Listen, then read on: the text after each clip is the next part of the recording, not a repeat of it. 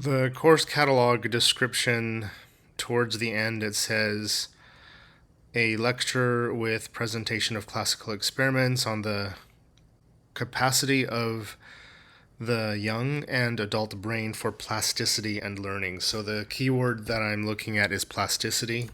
By lecture 7, we're looking at learning and memory. And if not already mentioned prior, I think there's a good chance that learning and memory is going to include discussion about neuroplasticity. So, this next segment is just me reading neuroplasticity from Wikipedia. You can, of course, read it yourself. You can ignore this, but just reading it has helped me, and I just have it on the internet and YouTube available for anyone that wants to hear it or see it. Sometimes I play videos from our classes, and that just helps me review the information so I can be looking or working at on something else but still listening to the previous lectures.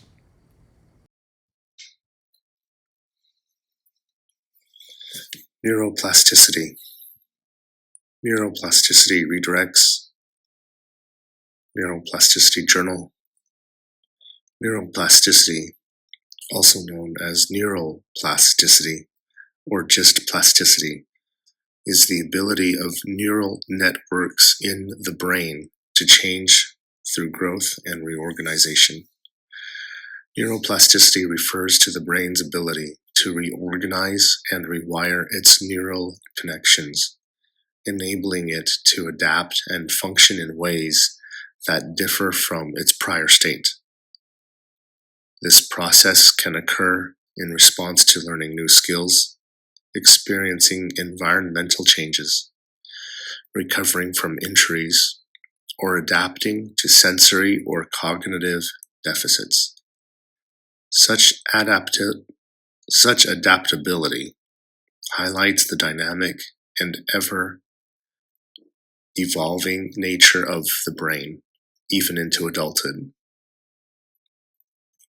These changes range from individual neuron pathways making new connections to systematic adjustments like cortical remapping or neural oscillation. Other forms of neuroplasticity include homologous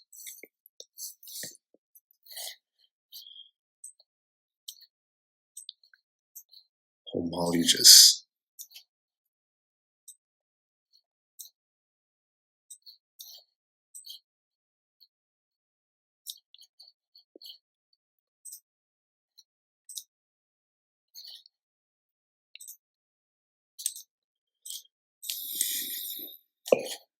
Homologous.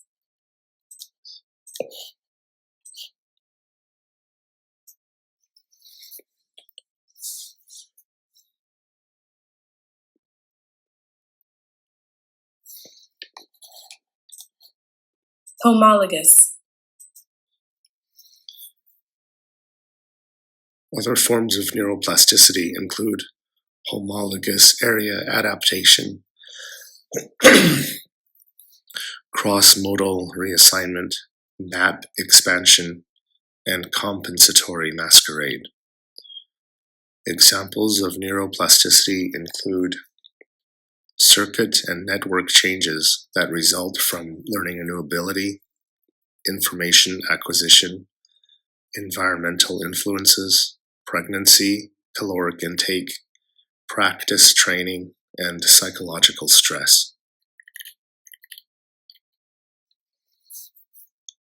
Neuroplasticity was once thought by neuroscientists to manifest only during childhood. But research in the latter half of the 20th century showed that many aspects of the brain can be altered or are plastic even through adulthood. Furthermore, starting from the primary stimulus-response sequence in simple reflexes, the organism's capacity to correctly direct. Furthermore, starting from the primary stimulus-response sequence in simple reflexes, the organism's capacity to correctly detect alterations within themselves, and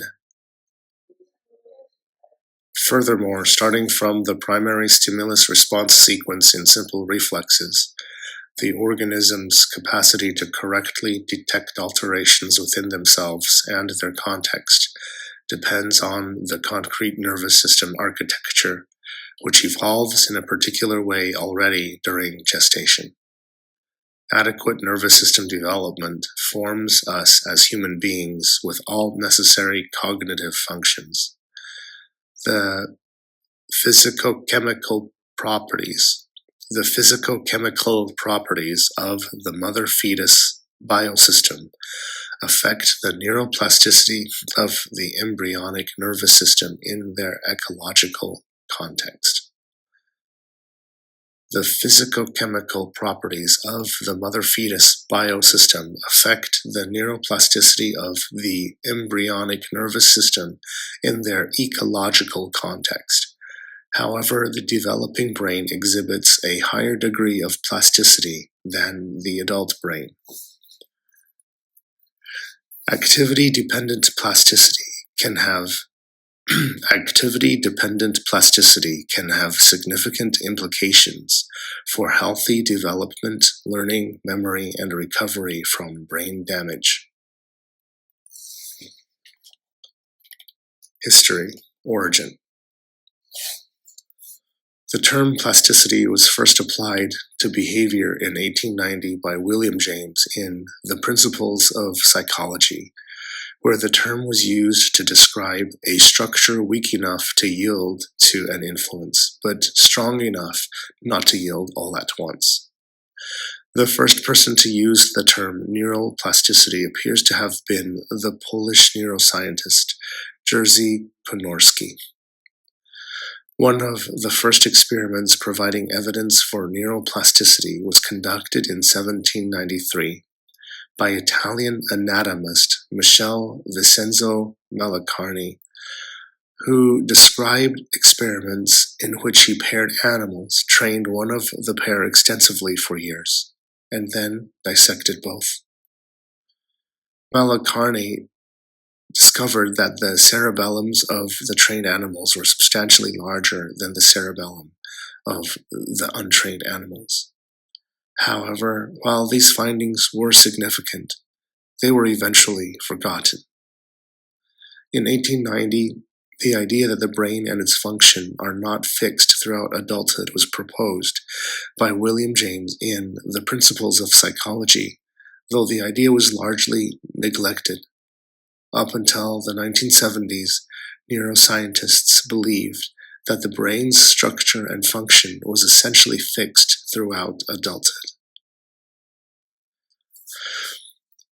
Up until the 1970s, neuroscientists believed that the brain's structure and function was essentially fixed throughout adulthood. While the brain was commonly understood as a non-renewable organ in the early 1900s, the pioneering neuroscientist Santiago Ramon y Cajal used the term neuronal plasticity to describe non-pathological changes in the structure of adult brains.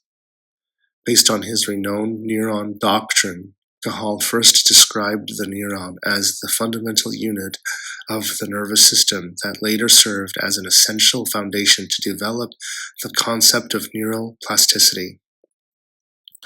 Many neuroscientists used the term plasticity to explain the regenerative capacity of the peripheral nervous system only. Cajal, however, used the term plasticity to reference his findings of degeneration and regeneration in the adult brain, a part of the central nervous system. This was controversial, with some like Walter Spielmeyer and Max Bielszowski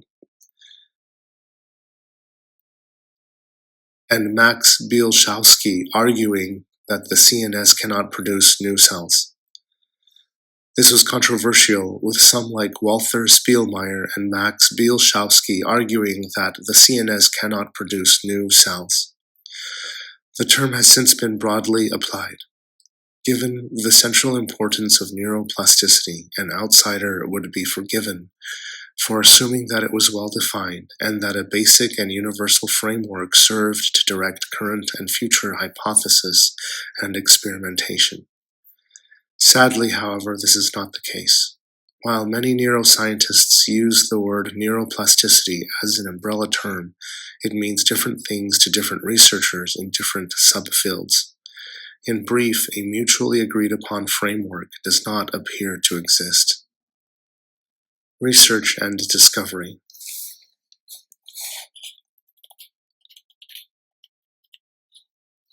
In 1923, Carl Lashley conducted experiments on rhesus monkeys that demonstrated changes in neuronal pathways, which he concluded were evidence of plasticity. Despite this and other research that suggested plasticity, neuroscientists did not widely accept the idea of neuroplasticity. Inspired by work from Nicholas Rashevsky in 1943, McCulloch and Pitts proposed the artificial neuron with a learning rule whereby new synapses are produced when neurons fire simultaneously. This is then extensively discussed in The Organization of Behavior, Hebb, 1949, is now known as Hebbian learning. In 1945, Justo Gonzalo concluded from his research on brain dynamics that contrary to the activity of the projection areas, the central cortical mass, more or less equidistant from the visual, tactile, and auditive projection areas, would be a maneuvering mass, rather unspecific or multisensory, with capacity to increase neural excitability and reorganize the activity by means of plasticity properties. He gives as a first example of adaptation to see upright with reversing glasses in the Stratton experiment, and specially several first-hand brain injury cases in which he observed dynamic and adaptive properties in their disorders, in particular in the inverted perception disorder. He stated that a sensory signal in a projection area would be only an inverted and constricted outline that would be magnified due to the increase in recruited cerebral mass and reinvented due to some effect of brain plasticity in more central areas following a spiral growth.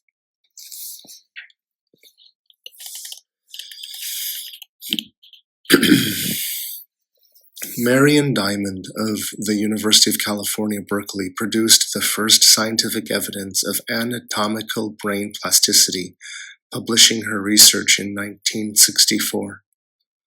Other significant evidence was produced in the 1960s and after, notably from scientists including Paul Bach-y-Rita, Michael Merzenich, along with John Cass, as well as several others. In the 1960s, Paul Bach-y-Rita invented a device that was tested on a small number of people and involved a person sitting in a chair, embedded in which were nubs that were made to vibrate in ways that translated images received in a camera, allowing a form of vision via sensory substitution. Studies in people recovering from stroke also provided support for neuroplasticity, as regions of the brain that remained healthy could sometimes take over, at least in part, functions that had been destroyed. Shepard Ivory Franz did work in this area. Eleanor Maguire documented changes in hippocampal structure associated with acquiring the knowledge of London's layout in local taxi drivers. A redistribution of gray matter was indicated in London taxi drivers compared to controls. This work on hippocampal plasticity not only interested scientists, but also engaged the public and media worldwide.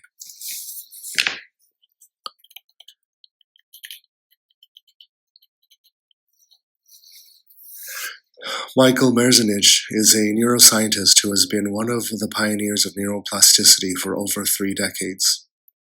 He has made some of the most ambitious claims for the field, that brain exercises may be as useful as drugs to treat diseases as severe as schizophrenia, that plasticity exists from cradle to the grave, and that radical improvements in cognitive functioning, how we learn, think, perceive, and remember, are possible even in the elderly.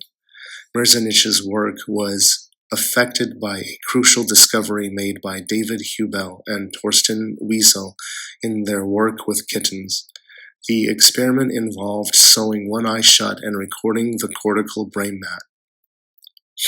The experiment involved sewing one eye shut and recording the cortical brain maps. Hubel and Wiesel saw that the portion of the kitten's brain associated with the shut eye was not idle as expected. Instead, it processed visual information from the open eye. It was as though the brain didn't want to waste any cortical real estate and had found a way to rewire itself. This implied neuroplasticity during the critical period. However, Merzenich argued that neuroplasticity could occur beyond the critical period. His first encounter with adult plasticity came when he was engaged in a postdoctoral study with Clinton Woosley. The experiment was based on observation of what occurred in the brain when one peripheral nerve was cut and subsequently regenerated. The two scientists micromapped the hand maps of monkey brains before and after cutting a peripheral nerve. Two scientists micromapped the hand maps of monkey brains before and after cutting a peripheral nerve and sewing the ends together. Afterwards, the hand map in the brain that they expected to be jumbled was nearly normal. This was a substantial breakthrough. Merzenich asserted that if the brain map could normalize its structure in response to abnormal input, the prevailing view that we are born with a hardwired system had to be wrong. The brain had to be plastic. Merzenich received the 2016 Kavli Prize in Neuroscience for the discovery of mechanisms that allow experience and neural activity to remodel brain function.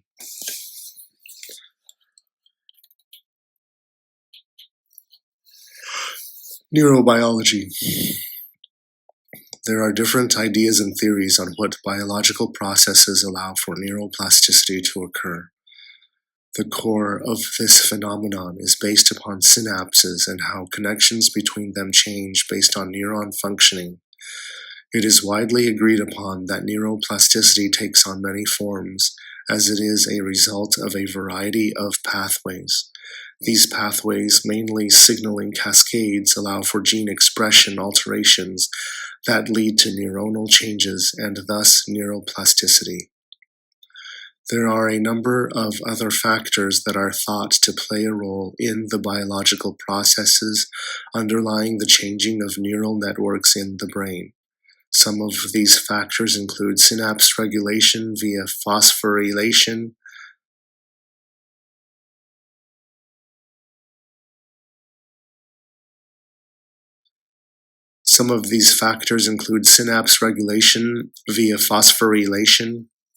the role of inflammation and Some of these factors include synapse regulation via phosphorylation, the role of inflammation and inflammatory cytokines. Some of these factors include synapse regulation via phosphorylation, the role of inflammation and inflammatory cytokines, proteins such as BCL2 proteins and neutrophorins.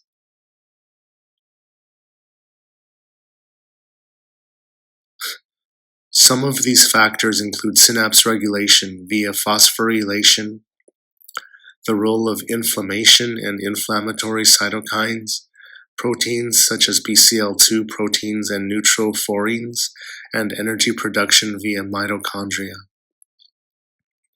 J.T. Wall and J. Shu have traced the mechanisms underlying neuroplasticity.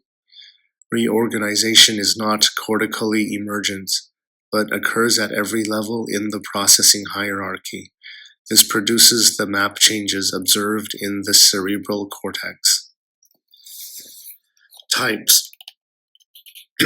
Christopher Shaw and Jill McEachern, eds, in Toward a Theory of Neuroplasticity, state that there is no all-inclusive theory that overarches different frameworks and systems in the study of neuroplasticity. However, researchers often describe neuroplasticity as the ability to make adaptive changes related to the structure and function of the nervous system. Correspondingly, two types of neuroplasticity are often discussed: structural neuroplasticity and functional neuroplasticity. Correspondingly, two types of neuroplasticity are often discussed: structural neuroplasticity and functional neuroplasticity.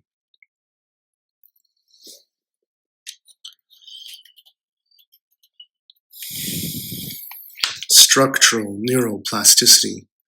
Structural plasticity is often understood as the brain's ability to change its neuronal connections.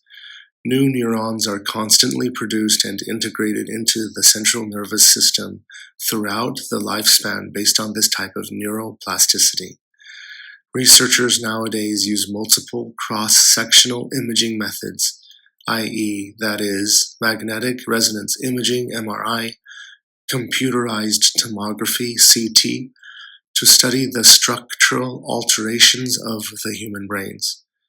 This type of neuroplasticity often studies the effect of various internal or external stimuli on the brain's anatomical reorganization, the changes of gray matter proportion or the synaptic strength. The changes of gray matter proportion or the synaptic strength in the brain are considered as examples of structural neuroplasticity. Structural neuroplasticity is currently investigated more within the field of neuroscience in current academia. Structural neuroplasticity is currently investigated more within the field of neuroscience in current academia.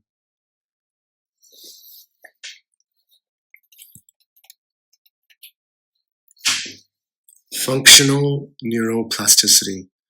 Functional plasticity refers to the brain's ability to alter and adapt the functional properties of network of neurons. It can occur in four known ways, namely homologous, homologous,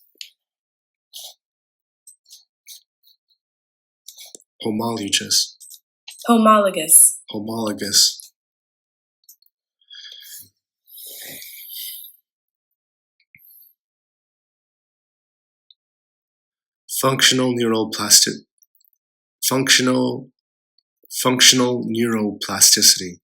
Functional plasticity refers to the brain's ability to alter and adapt the functional properties of network of neurons. It can occur in four known ways, namely homologous,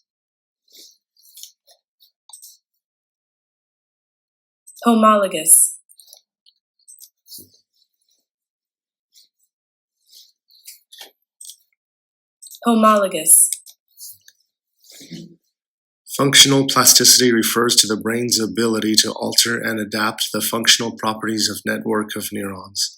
It can occur in four known ways, namely homologous area adaptation, map expansion, cross-model reassignment, compensatory masquerade. Homologous area adaptation.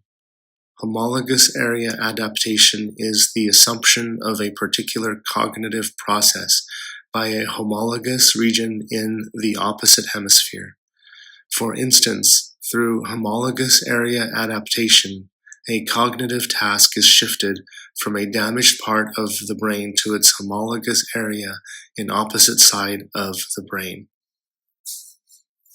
Homologous area adaptation is a type of functional neuroplasticity that occur usually in children rather than adults.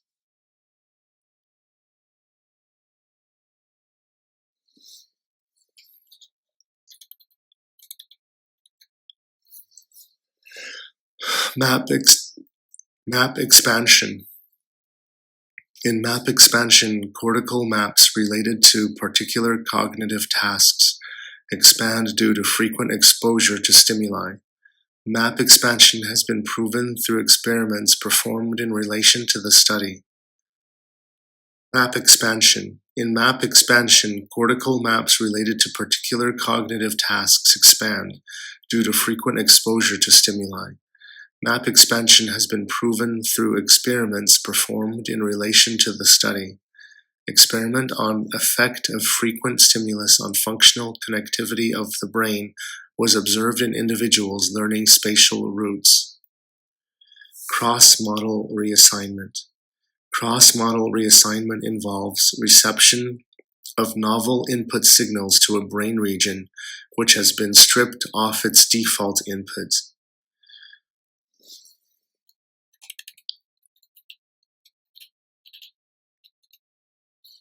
Compensatory masquerade. Functional plasticity through compensatory masquerade. Functional plasticity through compensatory masquerade. Compensatory masquerade.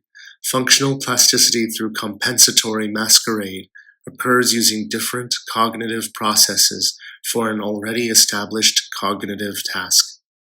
Changes in the brain associated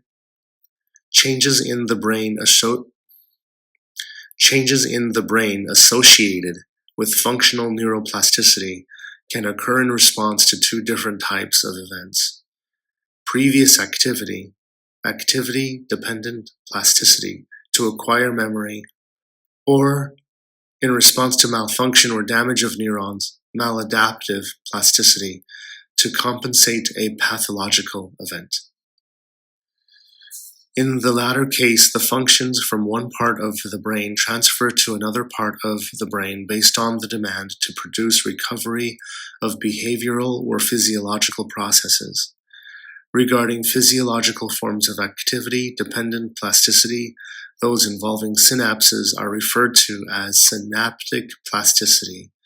The strengthening or weakening of synapses that results in an increase or decrease of firing rate of the neurons are called long-term potentiation, LTP, and long-term depression, LTD, respectively, and they are considered as examples of synaptic plasticity that are associated with memory.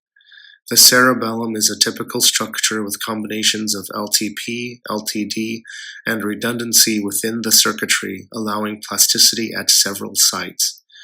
More recently, it has become clearer that synaptic plasticity can be complemented by another form of activity-dependent plasticity involving the intrinsic excitability of neurons, which is referred to as intrinsic plasticity.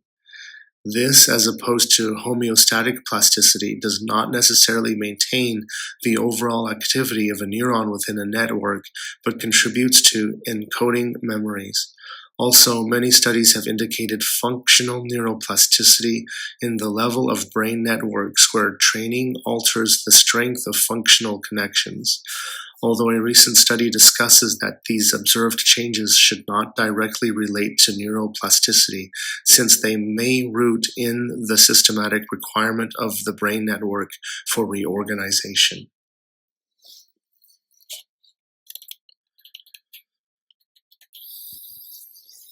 Applications and examples. The adult brain is not entirely hardwired with fixed neuronal circuits. There are many instances of cortical and subcortical rewiring of neuronal circuits in response to training as well as in response to injury. There is ample evidence for the active, experience-dependent reorganization of the synaptic networks of the brain, involving multiple interrelated structures, including the cerebral cortex. The specific details of how this process occurs at the molecular and ultrastructural levels are topics of active neuroscience research. The way experience can influence the synaptic organization of the brain is also the basis for a number of theories of brain function, including the general theory of mind and neural Darwinism. The concept of neuroplasticity is also central to theories of memory and learning that are associated with experience-driven alteration of synaptic structure and function in studies of classical conditioning in invertebrate animal models such as aplysia.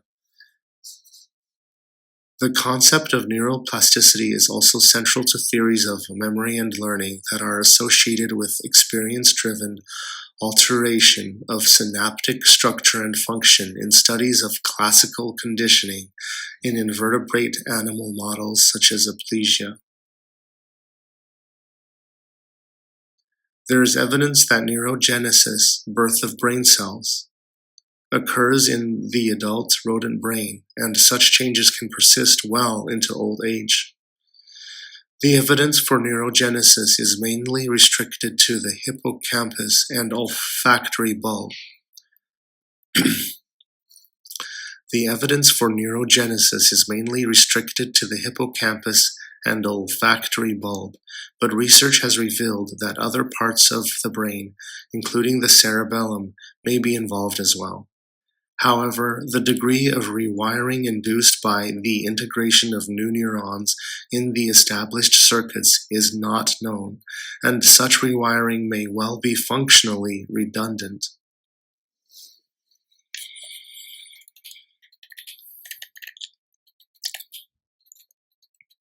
Treatment of brain damage.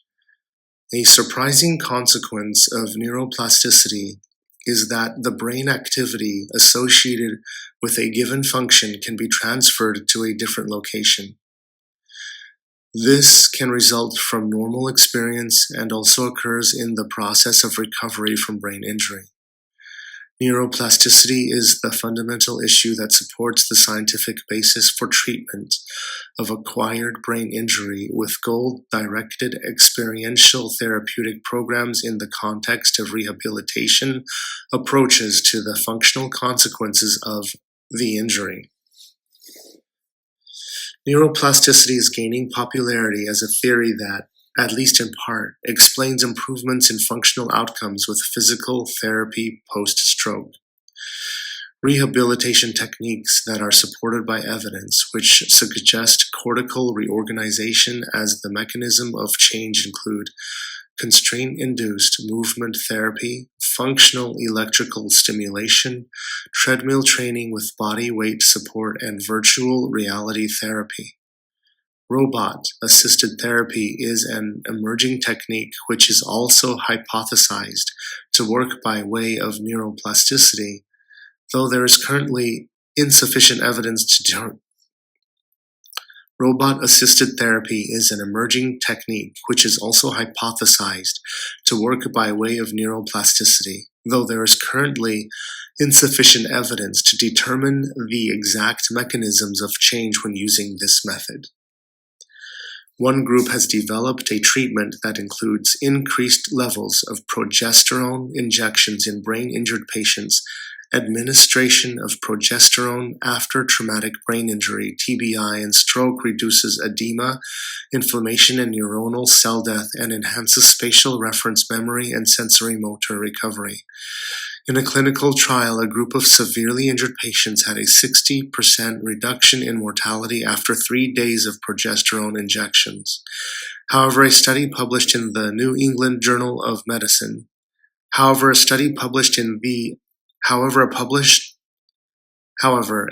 published in the New England Journal of Medicine in 2014 detailing the results of a multi-center NIH-funded Phase 3 clinical trial of 882 patients found that treatment of acute traumatic brain injury within However, a study published in the New England Journal of Medicine in 2014 detailing the results of a multi-center NIH-funded Phase 3 clinical trial of 882 patients found that treatment of acute traumatic brain injury with the hormone progesterone provides no significant benefit to patients when compared with placebo. Binocular vision.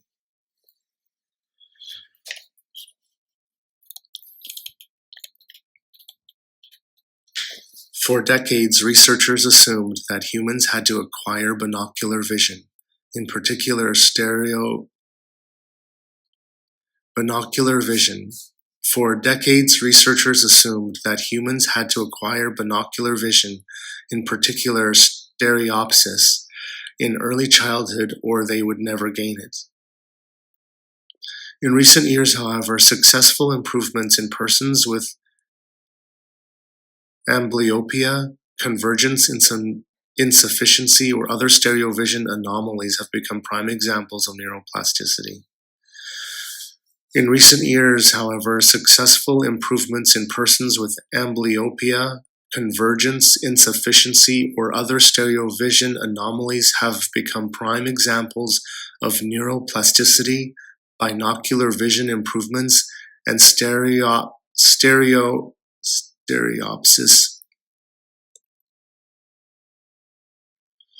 In recent years, however, successful improvements in persons with amblyopia, convergence insufficiency, or other stereovision anomalies have become prime examples of neuroplasticity. Binocular vision improvements and stereopsis recovery are now active areas of scientific and clinical research. In recent years, however, successful improvements in persons with amblyopia, convergence insufficiency, or other stereovision anomalies have become prime examples of neuroplasticity. Binocular vision improvements and stereopsis recovery are now active areas of scientific and clinical research.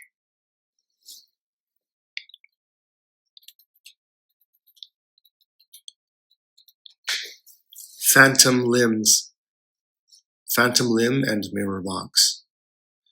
In the phenomenon of phantom limb sensation, a person continues to feel pain or sensation within a part of their body that has been amputated. This is strangely common, occurring in 60 to 80% of amputees. An explanation for this is based on the concept of neuroplasticity, as the cortical maps of the removed limbs are believed to have become engaged with the area around them in the postcentral gyrus. This results in activity within the surrounding area of the cortex being misinterpreted by the area of the cortex formerly responsible for the amputated limb. The relationship between phantom limb sensation and neuroplasticity is a complex one. In the early 1990s, V.S. Ramachandran. The relationship between phantom limb sensation and neuroplasticity is a complex one. In the early 1990s, V.S. Ramachandran theorized that phantom limbs were the result of cortical remapping. The relationship between phantom limb sensation and neuroplasticity is a complex one. In the early 1990s, V.S. Ramachandran theorized that phantom limbs were the result of cortical remapping. However, in 1995, Herta Floor and her colleagues demonstrated that cortical remapping occurs only in patients who have phantom pain. Her research showed that phantom limb pain, rather than referred sensations, was the perceptual correlate of cortical reorganization. This phenomenon is sometimes referred to as maladaptive plasticity. In 2009, Lorimer Moseley and Peter Brugger carried out an experiment in which they encouraged arm amputee subjects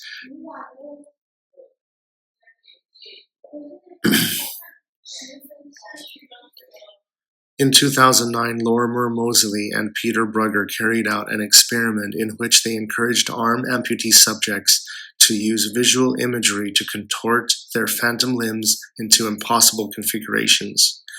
Just let me wanna be, just let me be like some soldier but teeth, tie your hair, let me. In 2009, Lorimer Moseley and Peter In 2009, Lorimer Moseley and Peter Brugger carried out an experiment in which they encouraged arm amputee subjects to use visual imagery to contort their phantom limbs into impossible configurations. 4 of the 7 subjects succeeded in performing impossible movements of the phantom limb.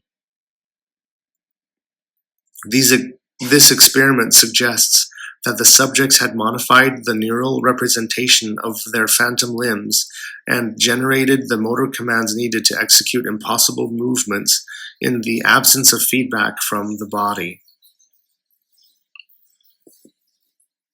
Here's a picture, a diagrammatic explanation of the mirror box. The patient places the intact limb into one side of the box, in this case the right hand, and the amputated limb into the other side. Due to the mirror, the patient sees a reflection of the intact hand where the missing limb would be, indicated in lower contrast. The patient thus receives artificial visual feedback that the resurrected limb is now moving when they move the good hand.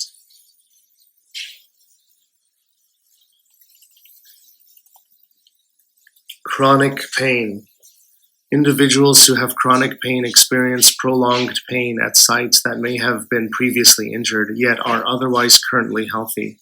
This phenomenon is related to neuroplasticity due to a maladaptive reorganization of the nervous system, both peripherally and centrally. During the period of tissue damage, noxious stimuli and inflammation cause an elevation of nociceptive input from the periphery to the central nervous system. Prolonged nociception from the periphery then elicits a neuroplastic response at the cortical level to change its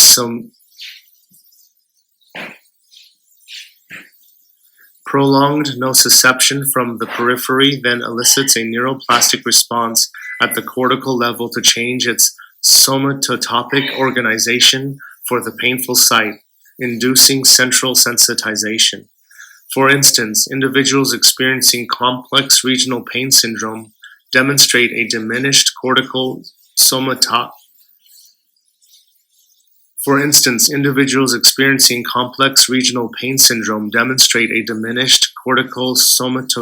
representation of the hand contralaterally, as well as decreased spacing between the hand and the mouth.